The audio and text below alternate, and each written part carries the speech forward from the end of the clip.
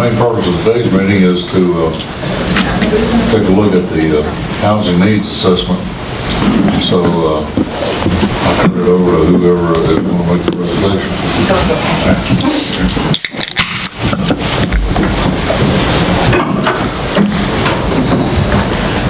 That'll be the okay. That shouldn't block any views. Well, good morning, and thank you for having me. I'm Patrick Bowen, president of Bowen National Research. We are a national real estate research firm that conducts all types of market analysis tied to different kind of real estate development. Our specialty is housing. We were commissioned to do a countywide housing needs assessment probably about January here for Macon County. And that evolved. It started off where we were to look at the whole county, but through different people giving us suggestions on maybe looking at the individual communities, we ultimately looked at Franklin as well as the Highlands area. So today you'll see more of a focus on Franklin itself, given your roles, and we'll jump into it. All right, so again, this was part of a broader county housing needs assessment. Today I'll focus in on Franklin, but I'll show you how you compare at times with the Highlands area and then the county as a whole, and in some cases how you compare with the state of North Carolina. We looked at a lot of different things: demographics, economic, different housing supply, whether it's your rentals or your for-sale housing. We even looked at senior care facilities. Then we looked at other things that we call other housing factors, so whether it's public transit, community services, residential blight, development opportunities, meaning sites, potential sites in the county. We looked at development costs, government regulations, developer investor identification, housing program identification, special needs population, so homeless, disabled, veterans, other groups like that. I'll cover some of that here this morning, and then we have quantified housing gaps, essentially saying what are the shortages of housing, whether it's rental or for sale, and at different levels of affordability, for the lowest income households to those that make a high level of income. And then we had a lot of input from the community at large, over 800 points of contact, including stakeholders. Some of you may have participated in the stakeholder surveys. We also got some good input from the employers, which I think you'll find interesting. And then we got, I think, roughly 750 residents and a handful of non-residents, commuters that come into the county. We heard from them. And then I close out with some recommendations on some things you might want to consider. All right, so the focus, at least for today, is Franklin compared with those other geographies. And again, I mentioned the Highlands area was a part of this, but you might see a couple examples of Highlands compared to you all. All right, so the study itself has a lot of population information in it. But I'm going to focus here today, this morning, on households, because that households drive housing needs and housing demand. And so I'll start off just with the basics. This is total households from 2010 projected up to 2028. And so the county itself has been growing. That's the graph on the right there. Has been growing a lot since 2010. The county is expected to add about 548 households from 2023 to 2028. So the county's going to grow a lot. Franklin will grow too. It's estimated to grow by almost 50 households over the next 5 years. I'll show you, though, there's obviously a greater potential for growth here in the county. One of the things I think is holding you back is housing. You don't have a lot of housing that's available to you, and so that limits your ability to grow as much as you have, and then also the potential for where you're heading. While I have a lot of different household information, the few I want to focus on data points, this is one of them. This is households by age, Franklin on the top, Macon County on the bottom. 3 different points in time, 2020, 2023, and 2028. So you can see those different age groups. So where are you expected to grow? It's that age 35 to 44 age group, and 65 and older. So there's 2 waves of changes going through the United States right now in terms of age groups, and it's those 2 groups that's happening here in Macon County. It's the older millennials and then the baby boomers. So you're no different than what we see, even compared, well, I don't have it up here, but even to North Carolina, the same trends that are happening here in the state. So you can't, she just seeing the TV, they're not seeing the normal one. Patrick, I have a question. Sure. In terms of households, that includes households where where it's a home that they own and a rental home? Or This would, the households would be, so the base data is the census, right? And so it's when the census asks you, is this your permanent residence? So if this is your second home, that's not counted as a household. Right, okay. Okay, good question. You're the first person ever after 120 of these to ask me that question, so. All right, so anyway, it's household by age, and so these changes are going to affect, what type of housing this county needs in the future, as well as Franklin. This is renter household by income. Again, Franklin on top, county on the bottom.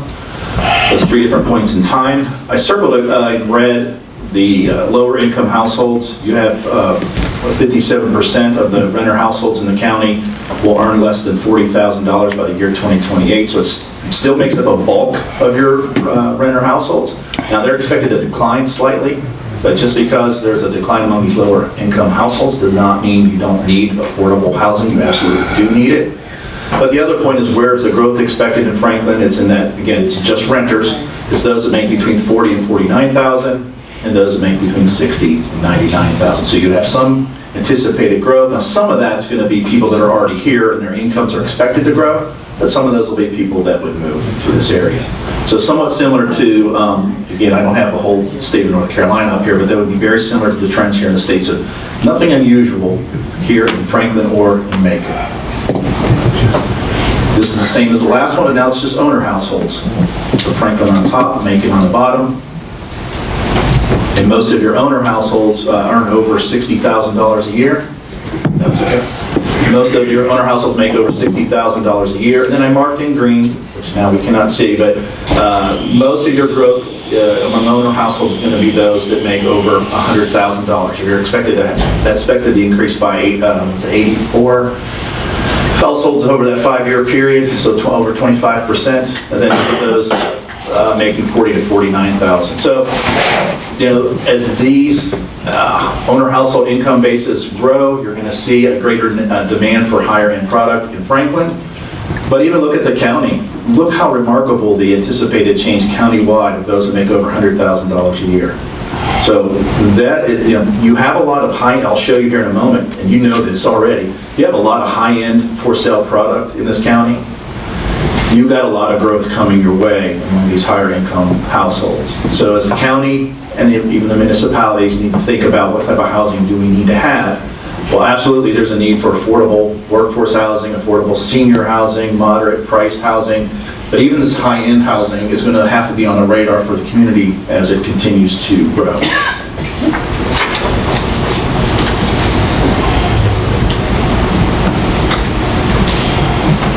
We're stuck. What would classify high-end housing? Is there a price point or? Well, at $100,000,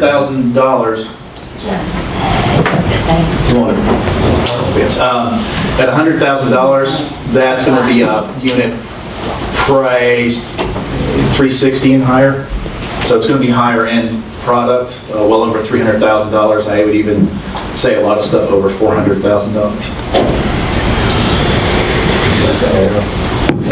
That was it, that one. Do that. Okay, this is something you might not be aware of. Hopefully I share some information that might be new to you. Excuse me.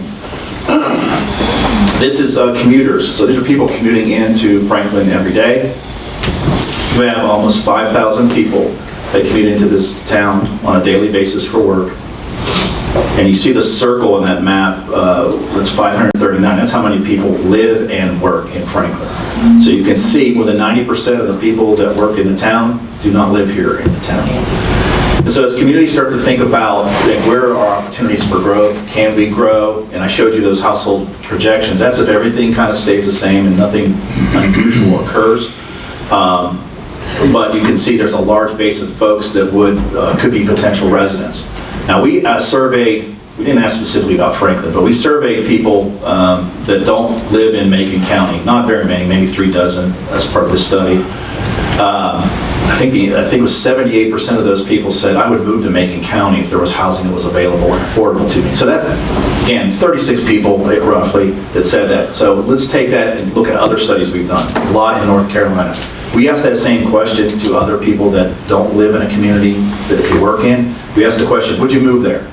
And it's usually about 40%, and it keeps climbing. It's probably closer to 50 in a lot of the markets we look at. The point is, you've got a lot of people that work in one area, live somewhere else, and they do want to live in that place that they work, or at least close to it.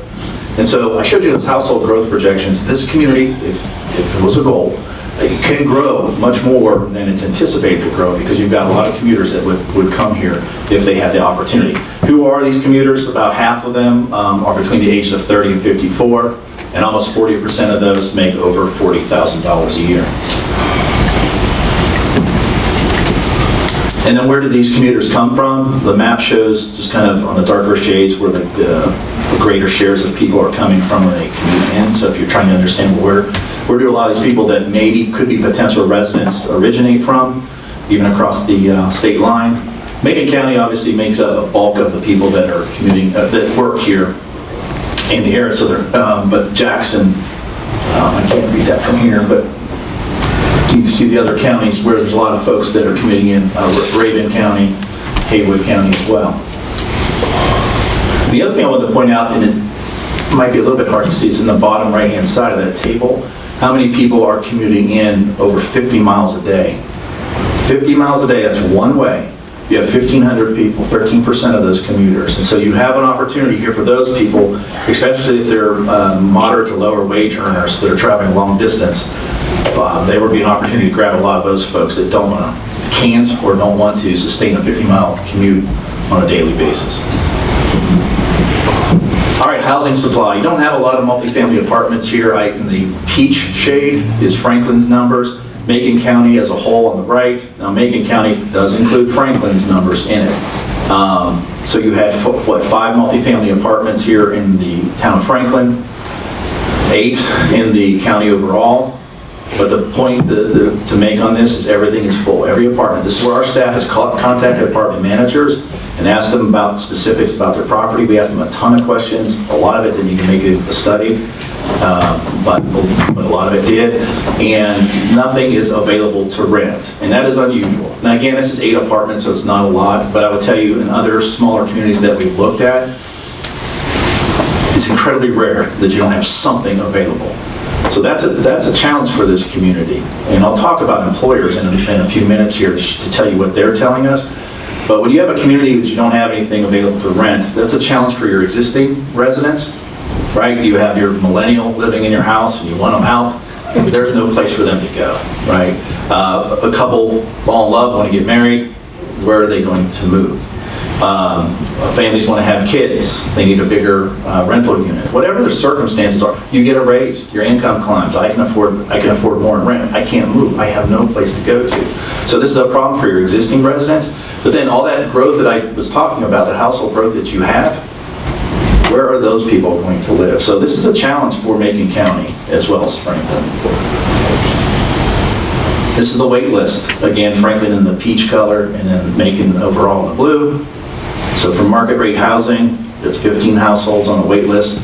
For tax credit housing, for this area is probably, just guessing, households that make roughly between 20 and 40, 45,000 a year, something like that. 188 households waiting to get into one of those units. And then government subsidized at the bottom. 20 households or a year wait. So there's a significant pent-up demand, and even if you look over at Macon County for tax credit housing, 288 households. Amy was telling me that y'all had a tax credit project I think got approved. I don't know if is it under construction yet? Not yet. So I think you said you had 3 developers looking to bring tax credit housing here. So there's absolutely a pent-up demand for that type of housing. The way the state of North Carolina, their housing finance agency works is they usually only allocate one property for tax credits in a market a year. So for those other developers that didn't get credits, there's strong data here to say, come back to Macon County. There's a need for this type of housing. All right, so if you can't rent an apartment, what else can you rent? We call these non-conventional rentals. So this is a house, a duplex, a mobile home, a unit over a storefront, anything like that. That's a non-conventional rental. This is just on the county level. There's 3,800 of those units, so it makes up about almost 85% of your rental stock. So that really makes up the vast majority of what rental options you have. My staff is exceptional at trying to find vacant units, available rental units of this type. So they have a lot of sources they go to. They make a lot of phone calls. We found 7 out of 3,800 that are available. Now, there's probably a few others where somebody has a sign in the window or something for rent, but double that number, triple that number, you still have very few of these rentals available. When we compare those 7 units with the 3,800 that exist, that comes out to a vacancy rate of 0.2%. What is healthy? I'm going to back up for 1 second. Okay? Can you define that again, the Non-conventional? Non-conventional. It's right at the top there in the black print. So it's anything, it's a single-family home, it's a duplex, mobile home, a unit over a storefront. It's basically any rental that's not in a multifamily apartment building. So, okay. Oops. Now I want to mention this real quick. So again, everything's full in the apartments. That's great for owners of these properties. It's great for investors of these properties. This is not good for the citizens, and it's not good for the market. You typically want a market to be about 94 to 96% occupied. You want vacancy so people can move around in all those situations I told you about a moment ago. So the same thing is true for these non-conventional rentals. 0.2% available, you want that to be 4% at a minimum. So you are so far below where you need to be in terms of this type of rental. So limited availability, regardless of what type of rental unit it is. A lot of these rentals, I know I put at the very bottom, a lot of these rentals are under $1,000, but I think the ones that were, that's any type of, this is from census data, anything that's been rented under $1,000 makes up a bulk of those. But what's available to rent, most of those are over $1,000. So you have to make close to $40,000 a year to afford a lot of the stuff that's currently the limited inventory that's available. So even if you're lucky enough to find a unit, a lot of your citizens here could not afford these rentals. How about the for sale housing market? This is historical sales. This is annual sales from 2020 through 2024. The blue bars show those annual numbers of how many homes have been sold. And you can see how that's dropped from 2021 and it's projected. 2024 numbers, by the way, we got sales data up through half the year, so we just projected out for the rest of the year. So you can see how much further annual home sales are expected to drop by the year end here in 2024. And that's not unusual because of interest rates that took hold. Really, even though they climbed in 2022, the effect of interest rates climbing and construction costs and ultimately home prices climbing in 2023 started to slow down the volume of sales. The green line is your median sales price. Look where the county, again, this is all county data. Look where the median sales price was in 2020. It was at $250,000. In just 3 years, up to 2023, it got to $334,000. That's a significant increase. That's one of the most rapid increases I've seen. We've done, probably in the last 2 years, let's say the last 3 years, I've probably done 60 or 70 of these community-wide studies. That may be the largest increase percent-wise that I've seen in the nation. So very rapid increase. Now it did drop, or it's projected to drop here in 2024, and that's again many factors, in part some of the demand dropping off, but there's still a need for sale housing, as you can see where the trend has been occurring. So nothing unique here that we don't see in other markets around the country. And even factoring in that decline to 2024, you still had a 33% increase between 2020 and through 2024. So it's far outpacing household income growth. All right, so here's Franklin's numbers. On the left-hand side is your historical sales from 2020 up through the middle of 2024. You saw 244 homes sold. Where were most of those sold? It was in that $100,000 to $300,000 range, making up close to 70% of all the homes that were sold. And then look what's available. First off, 9 homes. You have 9 homes in Franklin that you can purchase. Again, this would have been in, was in March of 2024 when we collected that information.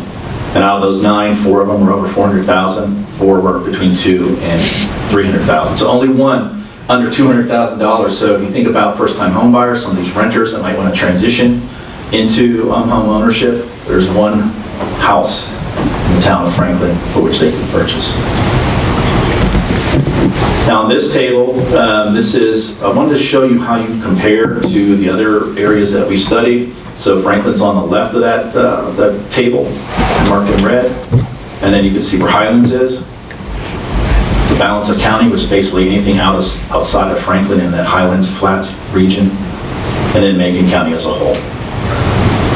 And I marked in the yellow there on the table, that is where the bulk of the housing stock is. As you go across there, every community, that makes up the highest share. So anything over $400,000 making up the majority of it, and anything under $200,000, again, what most would consider would be a first-time home ownership opportunity, you have 17 homes countywide, making up less than 10% of your housing stock. So you can see, even your available inventory, while you have some homes, it's out of whack with a lot of markets that we see. Again, getting very similar to what's happening around the country, but I think you all have a really disproportionately high share of higher priced homes and a very, very low share of these lower priced homes, or even moderate priced homes. So that obviously is a challenge for, again, your existing citizens, but even those that would want to move to this area. Now, the other thing I want to mention, so I do have at the very bottom of every one of those availability rates. Meaning if I take the homes that exist that are available and compare that to all the owner-occupied housing, what's that relationship? So it's like a vacancy rate, what we call availability rate for housing, for sale housing. And so you all are at 0.8%. Is that good? Is that bad? Normally, for owners, this is great news. Developers, great news. But for the citizens, this is not good. This is low. You normally want to be about 2 to 4%, 2 to 3% available housing. You're less than half of that, 0.8%. And you can see the only one that's really high is Highlands Flats area at 6%, but that's because they got all this super high-end product, a lot of those over $1 million. And then countywide, it's 1.4. So even countywide, you have a low share of available for sale housing. And then I broke it out. I just wanted to show one more example here. This is available homes, only 9 in Franklin, but I wanted to show you where they were in terms of bedroom types. And it is pertinent. I wanted to mark this in a box. I didn't do it. Like, look at the 3-bedroom homes. Again, only 3 of them. But look at the median price, $279. Or how about a 4-bedroom home? Median price, $492. And those are pretty high-priced homes. So for, again, young families or even established families that are trying to move up in the housing spectrum, this stuff is not generally affordable to a lot of folks. So I think families trying to seek for sale housing, you have limited choices in Franklin, and then you have the challenge with affordability. All right, so when you have a market where you don't have a lot that's available, there's a cause and effect that occurs. So lack of available housing, lack of affordable housing creates a housing challenge. One of those is substandard housing. We use federal definitions, HUD's definitions for what is considered substandard. In this case, in the table, in the middle part, I showed overcrowded housing, and on the far right side, I show you units that lack incomplete plumbing or kitchen facilities. And so the town of Franklin, you have 49 of these people living in housing units that are classified as substandard. So not a big number. Even the percentages, I did mark Franklin's overcrowded renter households at 4.7%, a little bit high relative to the state of North Carolina. But nonetheless, the numbers are small. But the point is, you do have some people living in housing that would be considered below modern day living standards. So again, the town has a lot of goals, I'm sure, a lot of other priorities outside of housing. But when you look at housing, is an objective to create more housing opportunities, to encourage development, that could be. But is another goal for this town to look at the existing housing stock and make efforts to improve it, to enhance it, to help people repair housing. Certainly you have some households living in housing conditions that could be improved. All right, another effect when you don't have a lot of housing is it drives up prices. And so I talked about some of the housing prices around the area, including here in Franklin. You have 550 households that live in what's called cost burden or severe cost burden housing. At the bottom, I define what that is. So housing cost burden, again, is a federal definition. These are people that pay over 30% of their income towards their housing costs. That's considered excessive. But you even have those, and I showed in the orange text, those that are severe housing cost burden. Those are paid over 50%. Think about that for a moment. You're spending over half of your income just for your housing. which leaves you less than 50% for other things, food, healthcare, transportation, those kind of things. And so it really is a financial strain on a lot of folks. And so I show you in the red box at the top, those are housing cost burden, 396 renters, 154 owners. And the severe housing cost burden, which would be in those housing cost burden, but I've now parsed them out and said, well, how many people are really suffering? How many people are paying over half of their income towards their housing costs? You have 109 renters and 69 owners. And the only thing I marked in the box on the table itself, Franklin in that peach color, was their renter share that are housing cost burden. It's at 51%, higher than Macon as a whole, and higher than the state of North Carolina. So you can see you do have a lot of renters that are struggling financially with their rent and just overall housing costs. So I started to include this in our studies a few years ago as I continue to hear back from employers and economic development people. So what this is, these are your most common occupations. And I think I have two tables, I'm make sure I do. Yep, okay. So these are your most common occupations, 35 of them, and I'll just use the top row as an example so you understand what you see here. So cashiers that make up about 3.7% of your workers. A lower quartile wage, means the bottom quarter, bottom fourth, their wage would be about $22,000 a year. The median level would be almost $27,000. What can that person afford to rent?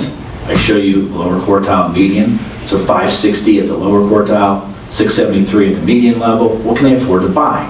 $74,000 at the lower quartile and $89 at the median. So you can see all the different rent and home price affordability levels. At the very top of the screen, you can, I put up there what is a 2-bedroom fair market rent. So that's the federal government saying this is what a 2-bedroom should be worth in this area. It's $962. Your median list price for the home data that we collected, $599. Sorry, $599. So who can afford that? Anything in red is showing those workers cannot afford those rents or home prices. Now, keep in mind this is one wage earner. So many households have 2 wage earners, or some people have 1 or 2, job, maybe a part-time job or whatever. But the point to make here is that a lot of your renters, workers, in terms of what the rent they can afford, doesn't exist in this market. It's not common. And I showed you there's nothing available anyway, whether it's the apartments and the very few that are non-conventional rentals that are available, most of those over $1,000. So you can see these people can't afford the limited available supply that you have on the rental side. And then on the home ownership, you could take those wages. Let's take the median. You could quadruple. You could multiply by 5 times, 6 times that wage before anybody can afford a home. And remember what I showed you, what's available to purchase. Whether it's in Franklin or you just look at the whole county, there's not a lot under $200,000. So these wage earners really are going to struggle. Home ownership is so out of reach for them. But rentals are a challenge. And one of the things that I'm going to kind of cheat here when I show you what the employers are telling us, but these are what employers are telling us all over the country, that their workforce cannot afford to live there, and employers can only pay so much towards housing. So this is a significant economic challenge. So it's not just a challenge for your citizens, this is a challenge for your employers and economic growth and opportunities here in Macon County, but also in Franklin. And then this is just the rest of them, the other portion of those 35 top occupations. So school teachers, they might make it in terms of rentals, police, some of those occupations, but in terms of rentals. But again, even home ownership alone for one wage earner is out of reach for these people. All right, tourism, I know that's obviously big here. You know that, $350 million spent here from visitors coming into the county in 2023. Top right, I know the audience probably can't see it, but you should be able to see it on your screens. On the top right table, you can see where you're compared with other counties in this area. So this is a major influence on your local economy, as you all know. It grew, I think, more than any of those other counties over the past, at least from 2022 to 2023. And then on the bottom right, showing you how many people we estimate are within the tourism-related occupations, making up almost 15% of your workforce. So these are things you probably know, have some sense of the role that the tourism plays on your area, and then these seasonal workers, or tourism, I should say, tourism-related workers. All right, let me talk about the housing now, because you know this as well. On the top right, that's seasonal recreational housing. That's a percent of all housing, and we broke it out for each of the 3 different geographies as well as the county as a whole. Light blue is 2010 share, and then dark blue is 2020. So this is whether it's second homes or it's the short-term rentals, Airbnb, Vrbo, things like that. That's anything that's under that broad umbrella of basic non-permanent resident housing. You can see proportionally it's slightly declined over that decade. But still, it plays a big role here in the county. Almost a third of all your housing stock is tied up in these seasonal recreational housing units. And then in the bottom right, what I did there was I wanted to show you, again, the blue bar. This is now just the short-term rentals. So it's not somebody's second home. This is just VRBO and Airbnb units, those types of units, those types of rentals. And look how much that has grown each year since 2020. So it's becoming more and more prominent. So it's important to the local economy, right? Tourism bringing a lot of money. But then you've got the other side of that in a market where you have so little available, both rental and for sale, but when you have that kind of challenge, and you've got people either converting their units over to these rentals or people building these types of rentals, you can see how that causes greater pressures on the housing market and the challenges that your citizens face. And then I did the same thing here, and I just took the occupations that are tied to tourism, and did this time I just used the median wage, and then I show you in the red on the far right what kind of rent can they afford, or what they can purchase in terms of home ownership. So anything in red, and it would not be affordable to them. So you can even see this workforce tied specifically to tourism are having a challenge. We were asked to look at special needs populations. This is just countywide data. So it's basically any groups out there that have some unique circumstance that would fall, or at least have them fall within the special needs classification. So seniors, persons with disability, those with mental illness, veterans are the top 4. So as the community thinks about what type of housing that might be needed, we provide those numbers. I will tell you, when we looked at the housing inventory that's available to these groups, in many cases there's nothing available, there's nothing offered. And in most cases it's very minimal housing. I showed you the projected growth for seniors in the area. So you have a large base of seniors, and that base is going to grow. So as the community thinks about, okay, what kind of housing should we encourage? Maybe that's your approach, right? What do we want to attract? I would certainly have senior housing on the radar. Even for your residents that are here, that are seniors, that are retired or about to retire, not all of them will want to stay in their homes. At some point, they're going to want to downsize. Where will they downsize to? So that could be more maintenance-free living, like a condominium or some kind of patio homes, single-story level units, things like that. And in some cases, even rentals that they could move into. And right now, you just don't have that kind of product. We looked at zoning and your building codes and things like that. You are in better shape than Highlands in terms of how you're set up in terms of your zoning and your building codes and things like that. You're more flexible in terms of what they have and some of the other communities that we've looked at. Even I think some of your zoning allows units up to 65 feet in certain districts, and that's a good thing. Most communities limit that like to 35 feet. So you've done a lot of good things with your zoning. We didn't find anything that we thought you really need to alter. That doesn't mean you don't reconsider some of your zoning and allow for greater density and make that a little bit easier for folks. But we didn't find anything concerning with your zoning and building codes that we thought you might want to revisit. And then we spent a lot of time, there's a lot of data in the study in terms of development costs. So on the right side of this, we looked at land costs, labor costs, government fees, utility costs, property taxes, and things like that. And after looking at all those things and comparing with other areas, the only one that was really noticeable was your land costs. And probably no surprise to you all. When you compare your county to the rest of these kind of peer counties or those in the region, your median sales price per acre, I think it's a list price, but nonetheless, the price per acre is so much higher in Macon County now.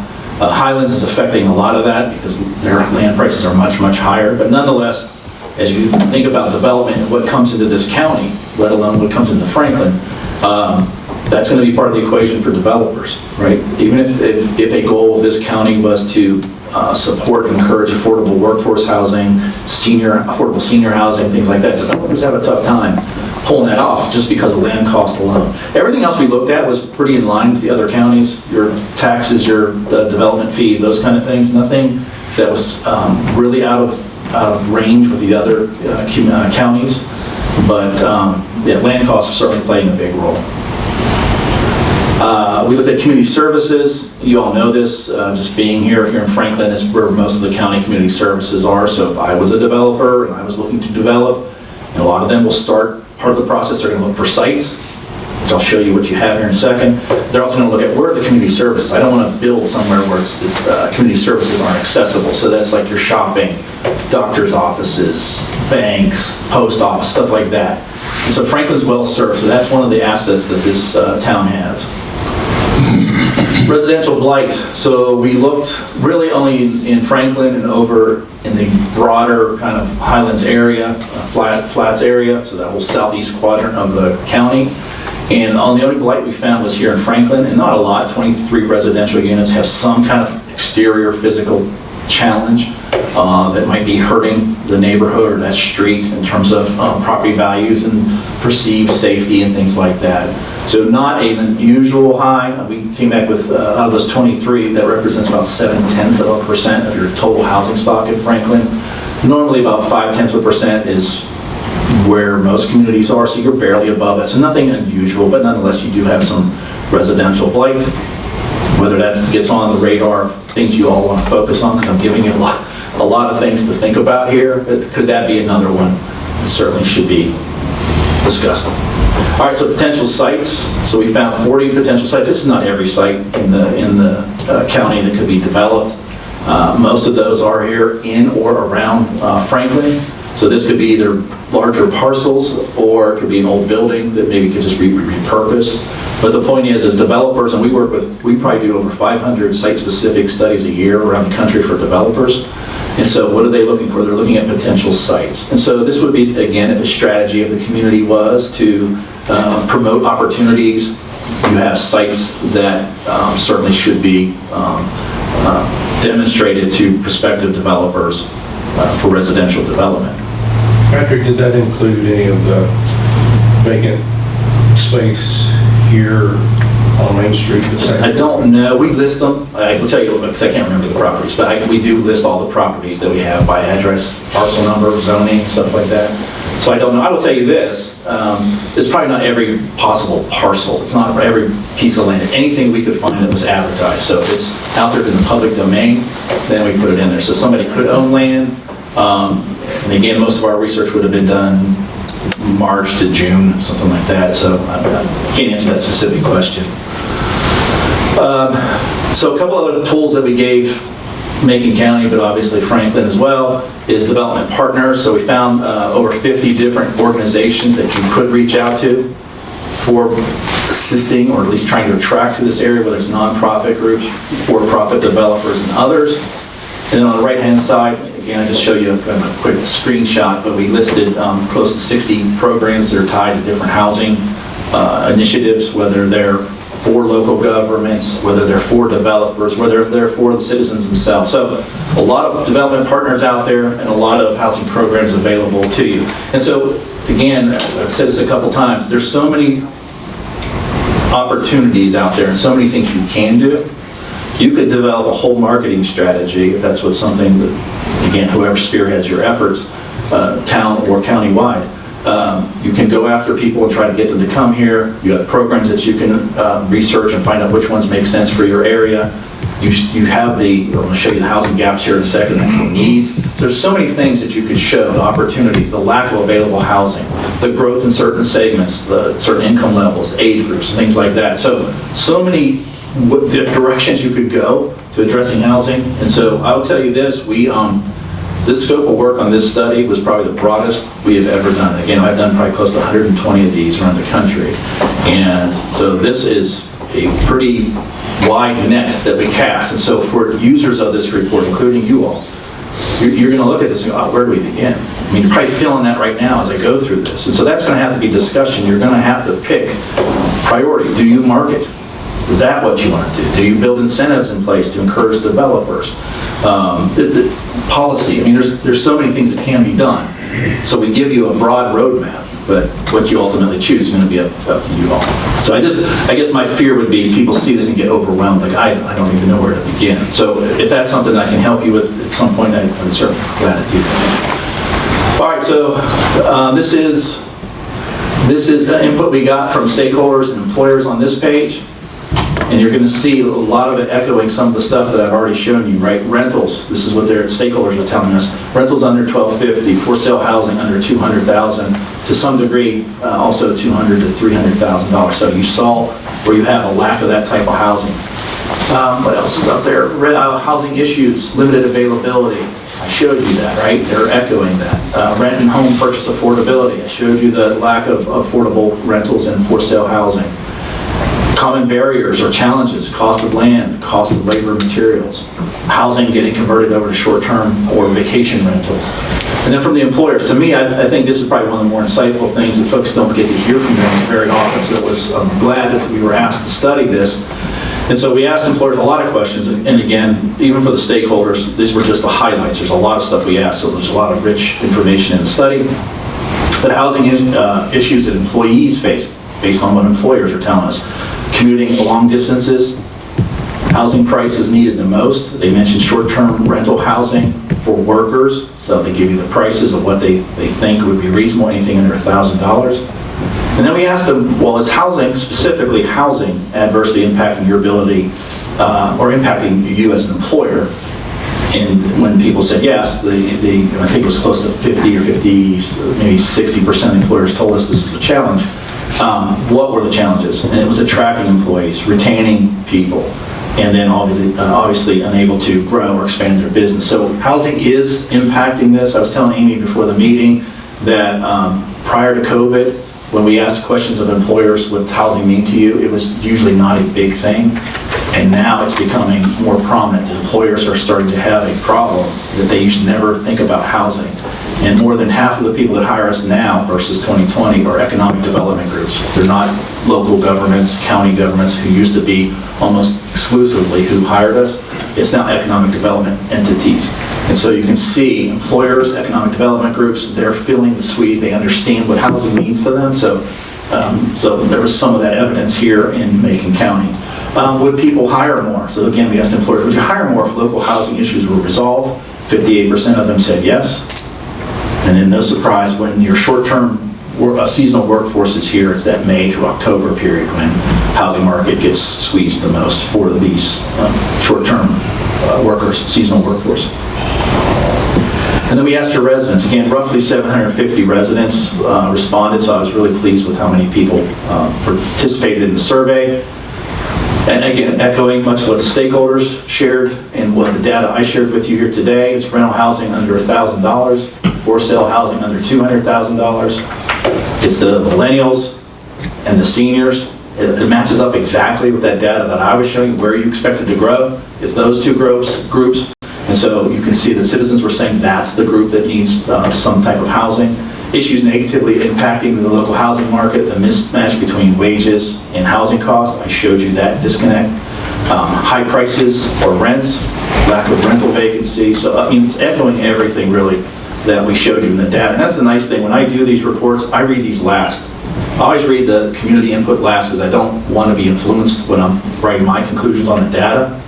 But 99.9% of the time, whatever we found is what the people tell us, and that's exactly what's happening here.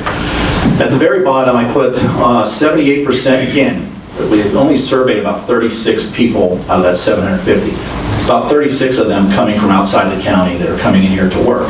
But 78% of them said, yes, I would move here to the county if housing was available. So throwing that out because the survey was so small, as I said earlier, just keep in mind about 40 to 50% of people that commute into communities say, I would move in that community if housing was available and affordable to me. So I think there's an opportunity for the county to grow much further, including Franklin. All right, so we're hitting the home stretch here. This is the housing gap. So I did rentals first, and this is just for Franklin. And you see the different bands that we use, and just ignore the percent of median income that's tied to housing programs that certain developers will look for. What you want to focus in on is the household income ranges, and then the corresponding monthly rent ranges. So that first range, if you make $36,000 a year, you can afford to rent up to about $916 a month. And so I have two numbers. The bottom end of that range is saying at a minimum, if you want to solve core housing issues and meet absolute needs of this market, that's the number. But what's the potential on the upside? What could you do? Is 174. So in that first band, so 30, you got to solve on the rental side at that price range or affordability level. But on the high end, you could do as many as 174. So you can see the needs across all the spectrums. 108 for the city, it's the town itself, and I think it was close to 500 or 600 for the county as a whole. So significant need though across all, and keep in mind, the more likelihood that you attract some of these commuters and others that come into the area, those numbers could get much bigger. Now the need for sale housing is much bigger. I think on the county level it's close to 1,400 units. Here in the town of Franklin, it's 140 at a low end. So again, in every one of those ranges, that's a minimum that you have to have. And you can see where, as you get up higher on that income spectrum and higher home prices, you can see at the 58,000, well, let's do the home prices. So 195,000 to 289, you have a minimum, you need 63 more units of this 5-year projection period. But the potential, again, that could be in the county, it could be some of that here, because as much as 670 units. So you can see there's a wide range here. It's just a matter of how much Franklin wants to be aggressive in terms of trying to attract residential development. But the county as a whole is a significant need. I think the ratio of these gaps, it's 2 for sale homes versus every rental unit countywide that is needed. So a 2-to-1 ratio. And then recommendations, keep in mind this was broadly written for the county, so these are not specific to Franklin, so some of these might not apply to you. But the first one is, I think a basic one, is you can start to set goals. If you want to address housing, you now have some numbers to look at. Do we focus on rentals? Do we focus on for sale? Do we focus on new construction? Or as I showed you have that substandard housing. So should we address some of our lower quality housing? Should that be a focus? You have numbers that you can look at in this study as a guide. There are so many things that can be done in terms of policies. We listed a lot of those. We don't recommend anything specific, because ultimately it's up to each municipality as well as the county as a whole to do certain things to attract residential development. You saw the senior household growth numbers. So one of the things we suggest that the county thinks about is trying to focus in on senior-oriented housing to allow a lot of these folks to, again, downsize into certain housing product that you currently lack.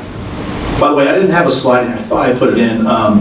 We looked at your senior care facilities, assisted living, and nursing homes, and the occupancy rates for the assisted living was pretty high, and so there's clearly a need. Nursing homes is low, but based on your growth that you're expected, you do need senior care facilities like assisted living, nursing homes as well. So certainly a need for that based on where the county is headed.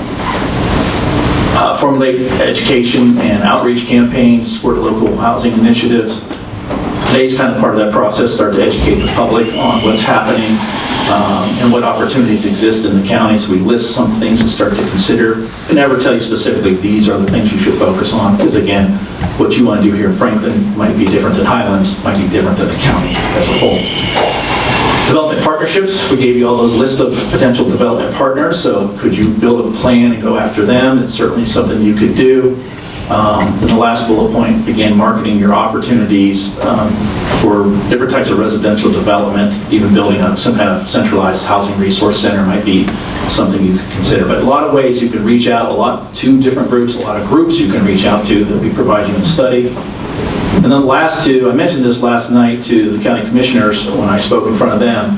I don't normally put that top bullet point in there. This is not housing, right? I'm suggesting that you think about the educating of the workforce. Because one of the things I looked at yesterday morning, I looked at the study obviously when we wrote it, but I was focusing in more yesterday, is like, what's exactly happening in Macon County? So you have a workforce tied to the construction industry that's pretty much on par with like state averages or even the Nashville metropolitan area.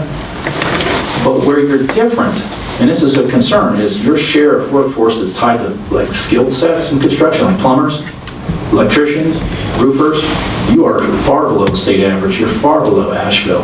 So one of the challenges, especially trying to get out here, this is not easy to get out here, right?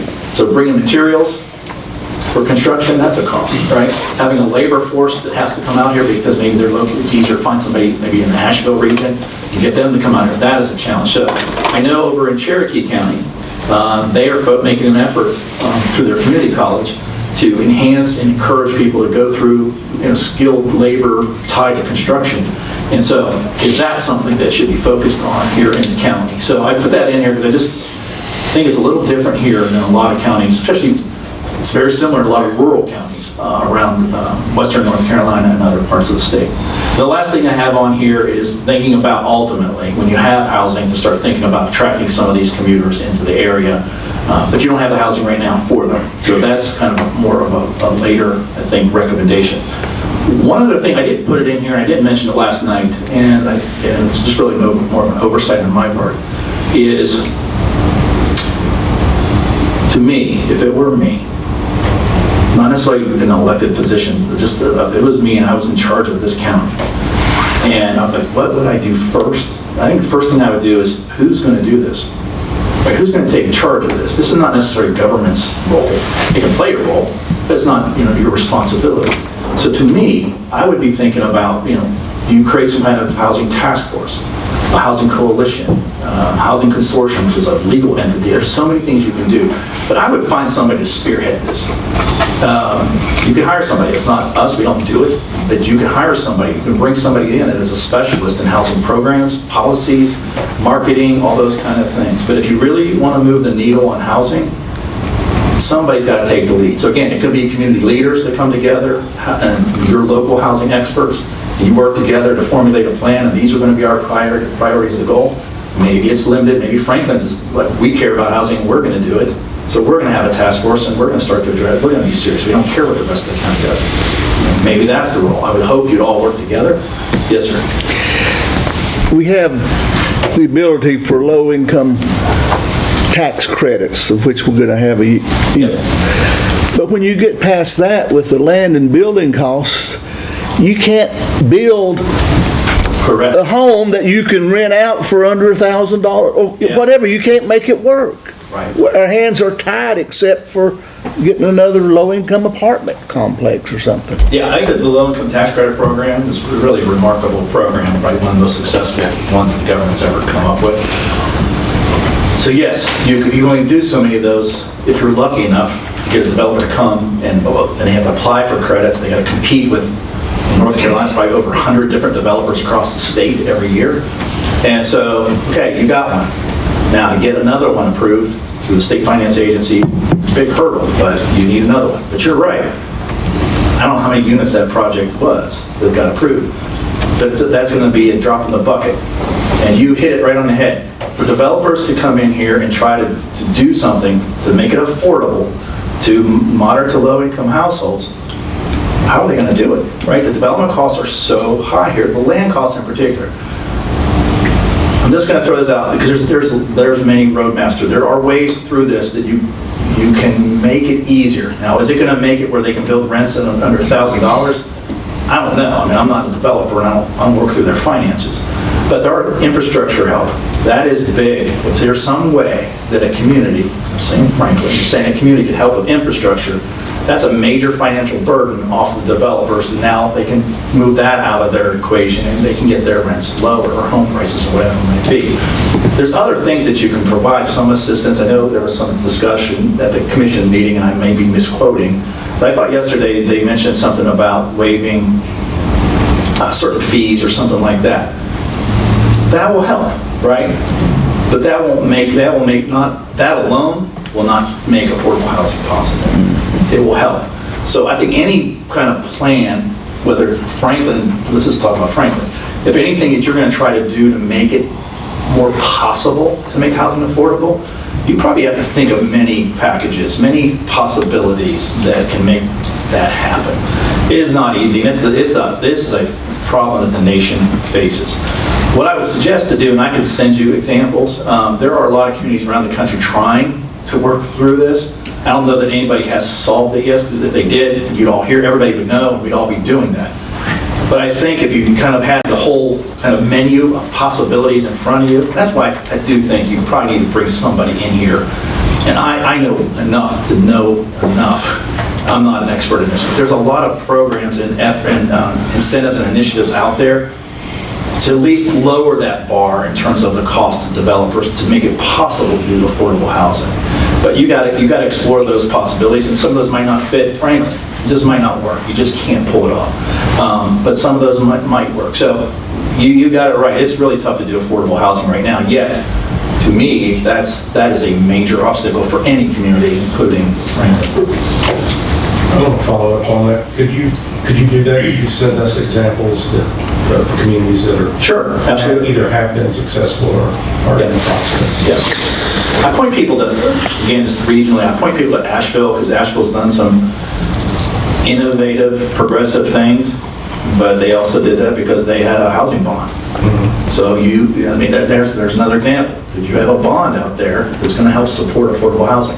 Could you set up a housing trust fund? And again, I'm not an expert on that, but there's a way you can set up a housing trust fund that you could use property taxes or there's some kind of fees that's good paying to the assessor's office, small amount, but that starts to go into this fund that goes towards housing. So there's so many tools out there to do it. It's just, what do you have the appetite for? What fits what you're trying to achieve as a community? So there are a lot of examples. I'll get you something. Yes, sir. I think the thread worth pulling, that you hit the nail on the head with this one bullet point, is expanding our educational opportunities, because we do have skilled labor in Macon County, but a lot of it is going to build houses that are $1,000 a square foot instead of $200 a square foot. So there is a huge lack of skilled labor with the skills to build housing. I think that's something that the community could work on, is educating people. In a lot of our people who are more economical builders that don't go up the mountain where the big money per square foot is, they're not even building custom houses anymore. They're building spec houses, because it's much easier to build a house to your specs than it is to deal with the customer the entire way. So even the people that are staying down here, they're not necessarily building affordable housing. They're building houses as fast as they can for the spec market, and they're selling before they're even done. So I just wanted to note that your point about educating a more skilled workforce and having more people that are capable of building these houses would go a long way towards solving the problem, because the people who are capable of doing this are doing it either for a lot of money, or they're doing it for themselves, spec houses as fast as they can. And you can think of it from their end, from those builders, and they're not the bad guys here. I mean, they're just trying to make a buck. They're doing their job. They're doing their job. But you have such a limited base of the skilled workforce, and there's a high demand for a certain product, and you hit it on the head. It's this higher end stuff. That's where I can make more money, so why wouldn't I build that? Why wouldn't I? So by having a broader skilled workforce that can do this, now you've got more competition out there and more choices. Because if I'm a developer of high-end product, I'm a developer of housing, period. If that's what I am, and I can make more money here, why wouldn't I? But if I've got competition, well, maybe they pick up the slack. Or maybe I need to revisit what I'm doing here, because maybe there is an opportunity. So that's a key point to make. I'll throw out another example too, just not tied to that, but there's so many examples of things that can be done. And I keep learning more and more. Right, I live just outside of Columbus, Ohio, in Columbus, and it should be, I think it'll be public, I think by January or so. I've never heard this before, but again, a very innovative way to think about housing. And how do you make this where it makes it easier for a developer to do affordable housing? They are coming up with like a pre-approved building plan. So they have pre-approved plans for certain building types that the city they have approved it. They approved their own. So now you're a developer, you come to that community, you look at that and go, yeah, I could build that. You have now skipped a lot of the red tape of going through the planning process, he's probably still have to go through certain layers, but they've cut out a whole level of you having to, here's my plans, get those reviewed. No, we've already pre-approved these as a city. So there's so many examples that communities are doing things that are innovative and trying to make it a little bit easier to make affordable housing more possible. One point you made I thought was good. I think we all know we have a housing problem, but as you said, we also have an income problem. And without a higher income, and which I think Southwest Community College is doing, is trying to train those plumbers, EMTs, just everybody that can make a higher wage would make people more affordable to buy a home. It's just labor rates are never coming down. Construction rates, cost of lumber will fluctuate, but you're never going to see it. You know, $250 a square foot, you're not going to get much lower than that. If you're going to try to build a quality home, you're probably not going to get much under $300. Right. So if you're building a 1,000 square foot home, that's 300 grand right there. And it's just like right now, I'm trying to build 52 condominiums here. I'm going to have at least $1 million in infrastructure. I mean, I got $360,000 in land, survey, and then the engineering is going to be almost $50,000, so I'm over $4. I got to put in roads, curb and gutter. I'm going to be well over $1 million. Well, I'm not eating that, I'm passing that on. And so that's the dilemma of trying to make affordable housing. I'm looking at 400 to 450,000, but you're saying that's the high end. And I'm like, well, that's low end. So it's a big problem. Well, again, if you move forward with having some kind of group, task force, or whatever it might be, and I don't charge for this, get a hold of me. And if I get to join on virtually, I'll do that. Just sit in my office and talk with the group. But there's so many pathways through this. So again, it's daunting because Chris gave you a good example where he's got to start on the price just because of the infrastructure alone. He's here, and a lot of the workers, residents can't afford that price. Some will, and he's going to do fine because based on all that growth that we project for higher income households. But I think, again, you need to have folks having a dialogue on what are our options. Because I give a broad swath. You want to start to narrow that down to what can be done. And I could talk for 2 hours probably on all the possibilities. And so that's why I think you need to get some folks together and start to have a conversation and kind of spearhead housing efforts. Because it's a big thing, as you now know, like you knew, but hopefully I've just kind of confirmed some of the thoughts that you had about housing. I'll give you one more example, because I know we're probably running just about out of time here. One of the things I think that at least should be explored, and you saw the results from the employers and how they're going through this and what it means to them, and they hire more if housing could be solved. I'm hearing more and more now where employers want to be part of the solution. It's not going to be a lot, but if I was, again, to convene a group of people, I'd want to have employers part of that conversation. They're feeling the impact of housing, so why not have them part of at least the discussion for possible solutions? I've seen examples where employers donate some of the land. They've got all this land they own, they're never going to use it. They'll donate it for residential development purposes, or they'll sell it at a discount. So employers I've seen employers want to be part of development, joining with a developer and actually being part of the solution. So again, a lot of ways through this.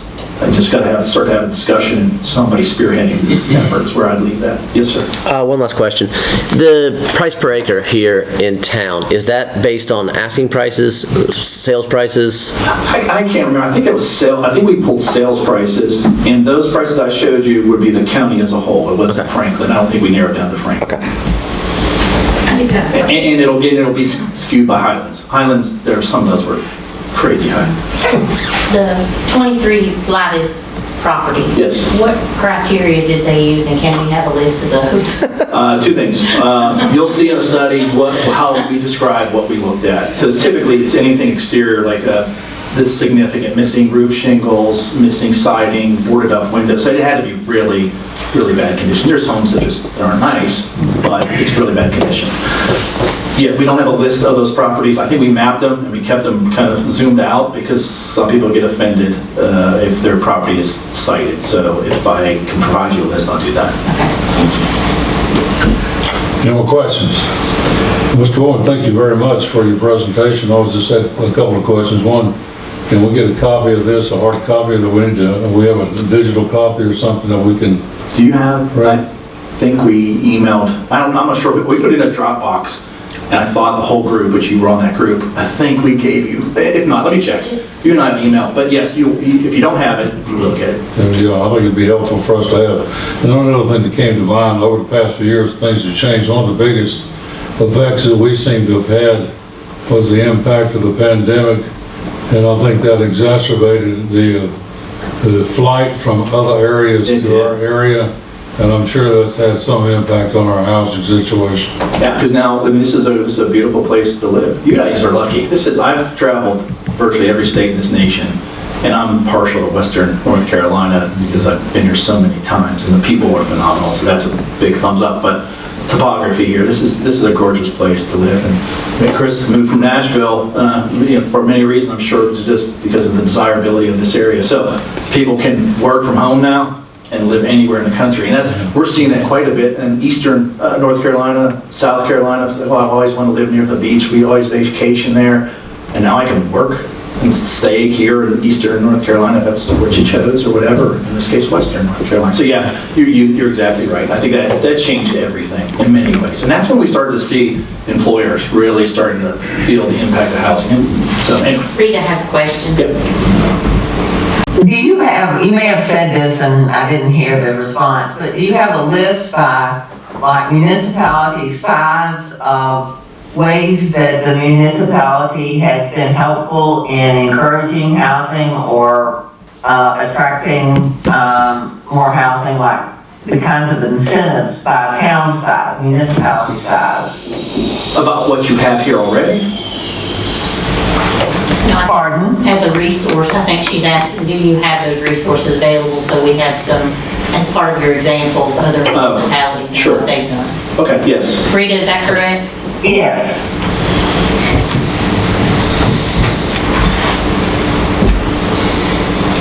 Is that a yes, Pat? Oh, yes, I did say yes, but maybe.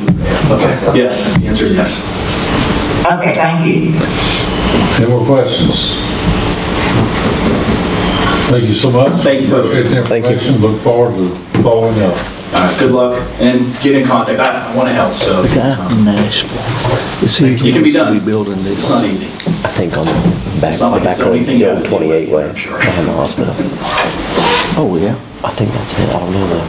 But he's not. Next time, we've been I think it's the discussing existing the one. possible acquisition of real property, and so that's a discussion that needs to take place in closed session. Is there a motion that the board go into closed session to discuss that particular item? Motion to go into closed session. We can go upstairs if that's easier, and that way we're not disrupting everybody.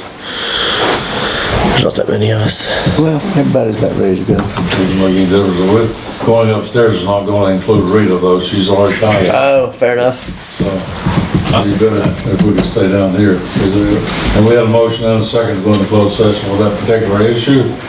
Mr. Collins, No, I'm just raising my all hand. those in favor of motion, please signify by raising your hand. Opposed, the like sign. Reed, I tried to keep you out. We'll take about a 2-minute break, then we'll go into closed session. I noticed that, Dave. I don't know where you're at. I don't know where the camera is, but yeah. A few minutes later. Okay, there you go. Thank you.